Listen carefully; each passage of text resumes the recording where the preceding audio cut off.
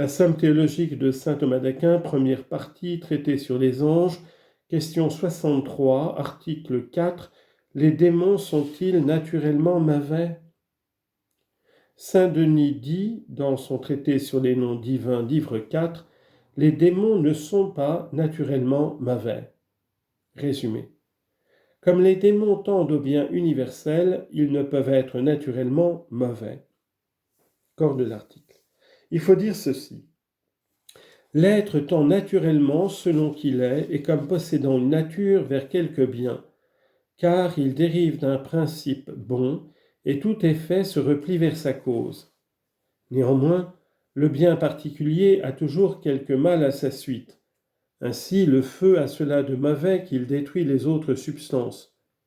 Mais le bien universel ne peut entraîner aucun mal. En conséquence, les êtres dont la nature est ordonnée à un bien particulier ne peuvent tendre naturellement, non par acte direct, mais par accident, à un mal joint à un bien. Mais les êtres dont la nature est en rapport avec le bien universel ne peuvent tendre naturellement à aucun mal. Or, les natures intellectuelles sont ordonnées au bien universel qu'elles peuvent embrasser et qui est l'objet de leur volonté.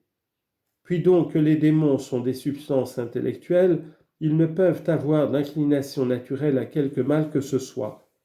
Ils ne sont donc pas naturellement mauvais. Première objection. Porphyre dit dans Saint Augustin de la Cité de Dieu, livre 10, chapitre 11, il y a un ordre de démons fourbes de leur nature qui se font passer pour Dieu et pour les âmes des trépassés. Or la fourberie est un mal, donc il y a des démons naturellement mauvais. Réponse. Saint Augustin désapprouve le mot de Porphyre, que les démons sont naturellement trompeurs. Il enseigne qu'ils ont ce vice par leur volonté propre, non par leur essence. Mais comment le philosophe païen a-t-il pu penser le contraire ? Il voyait dans les démons des animaux possédant des organes sensitifs. Or ces organes sont ordonnés à un bien particulier que le mal accompagne souvent. Ils peuvent donc tendre naturellement à un mal accidentel joint au bien. Deuxième objection. Les hommes ont été créés par Dieu de même que les anges. Or il y a des hommes dont l'Écriture dit, Sagesse chapitre 12 verset 10, leur malice est naturelle. Donc il peut y avoir des anges naturellement mauvais. Réponse.